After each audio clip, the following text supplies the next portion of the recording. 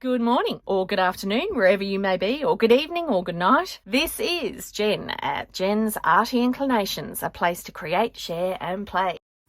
Hello everyone and welcome back to the third week of DEPHEMEREMBER, hosted by Barbara over at 49 Dragonflies and Luise Heinzl. Their links are in the description below. Alrighty, so today's prompt is plaid and polka dots, please touch.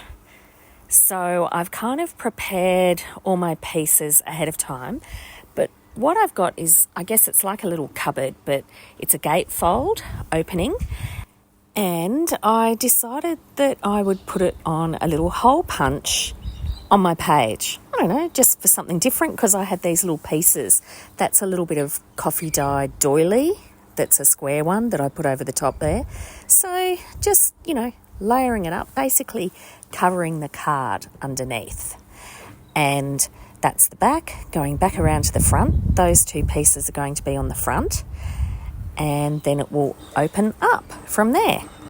So, I'm using a combination of scrapbook papers that I had and some decoupage paper, along with just some simple regular ruled paper that I had. Now, this is the plaid and the polka dot bit. What I came up with was a way to do my little waterfall notes that I love doing, and I've setting it up as a little sample booklet, like a little paper sample booklet. So these are all different textures, on one side all plaid, on the other side polka dot. So the different textures, different shininess, you have to touch them to write your notes, but also just to feel them. Because, who in our world doesn't just love all the different papers that we get to play with? All the textures, all the colours, the different sheens, the different weights. Just gorgeous. Now, I've made it really, really simple. I am just stapling up the side because, this is some shop-bought kind of sample card after all, in my mind anyway. And, that's one of the things I really love about...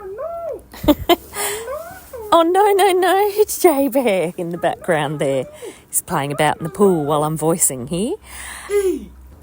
Because a quiet spot at this time of year in this house does not exist.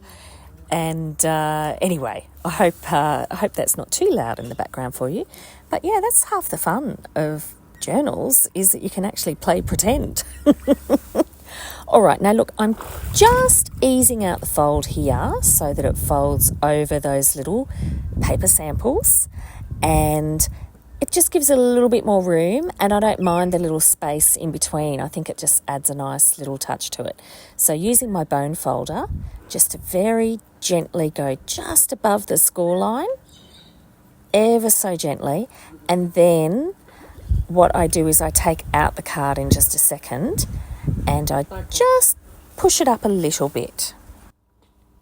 So, I certainly could have actually done a proper score all the way down before I'd done this, but sometimes it just needs a little nudge, and that's all. Alrighty, so now I'm just testing it, and yes, it folds much more flat and much more nicely now, and then I'm going to stick it down. And look, there's lots of staples on this. There's lots of little sample papers on this. So I'm really making sure that it's got a good stick. I could have put it under paper clips or something, but I'm just burnishing it, pressing it down, using my bone folder, going over both sides, really making sure that everything has a great contact with the actual paper. And I also did use my art glitter glue for this particular project, because it gives me a little bit of time, if I haven't put it down square, just to nudge it a little bit. Plus, it gives a really good hold on fabrics and on paper, I find. So here is my little label for the front. I just used the typewriter and typed samples on a little bit of ruled paper that I have. Then I'm sticking my little hole punch together because I wanted that to be really thick, so it's a double thickness, and then it's got the book page and so forth on the top. And then this is when I realised I made a mistake. I really wanted that ruled paper on the other side of the hole punch so that it was a note space on the back as well. So then I spent ages trying to work out what I was going to do. I came up with all sorts of ideas, as you can see, and different placements. And then in the end, I kind of threw it out and I just went a bit decorative that you'll see in a second. Anyway, popping down the hole punch piece that's attached to the sample card. I sort of imagine these in olden days, like in, a really big fat file with lots of these in that sales reps could take out to customers, out or go through at the front of a little old shop, or I don't know, something like that again, I'm just making up in my head. So I thought at first, I'll just use a big piece of notepad, and then, as I said, I just did a bit of a decorative bit. Now, I did put masking tape here just to give that an extra hold. I mean, I don't think it'll need it, but it was just a bit of fun to add a bit more texture anyway. And look, you still could write notes on the back if you wanted to. It just wasn't quite the way I had anticipated it to be. Doing a little bit of rounding of the edges just on that bit there. Tried to use my normal corner rounder and then had to get out my corner chomper. And sometimes that doesn't work either. Sometimes you just got to use the scissors. However.com. Now I'm choosing which colour ribbon. I went with the blue. JB, you're making me laugh in the background there. And I had this extra piece that again is a double thickness.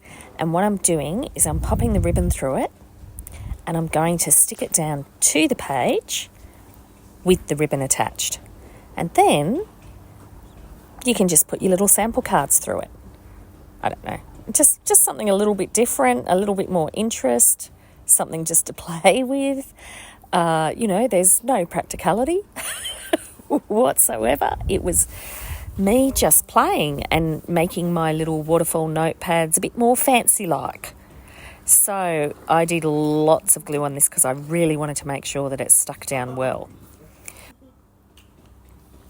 For my background, by the way, you'll notice, again, I just used ruled pages because I really did want it to kind of have that feel of a sales rep's shop catalogue like file.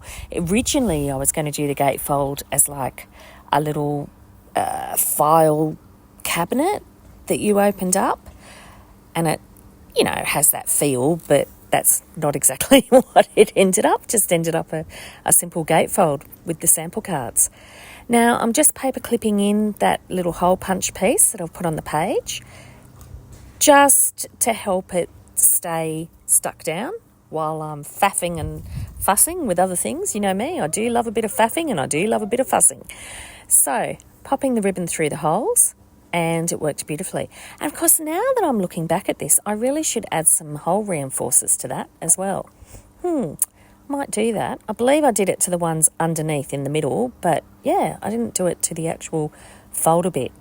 Anyhow, as a final little touch, I was thinking, sample cards, don't they need catalogue numbers? So these are my pretend catalogue numbers that are just on the edge of the page. And it's amazing how that tiny, tiny, tiny little touch just seemed to really finish it off well and just give it a more complete look.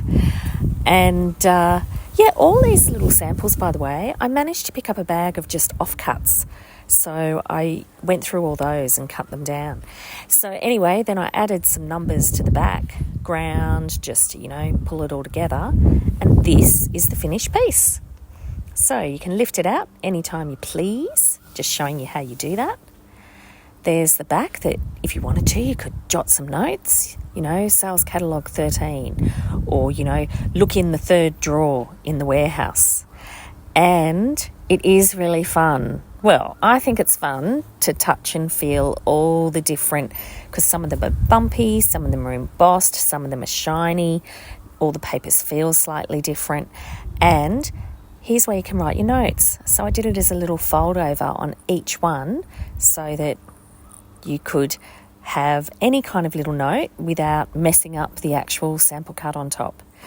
So there you go. I hope you enjoyed, and I'll see you tomorrow. Take care, everyone. I'd love it if you could leave me a comment below. Hit the like button if you enjoyed what you saw today. And of course, please subscribe if you haven't already. I will see you next time. And in the meantime, keep creating. Enjoy!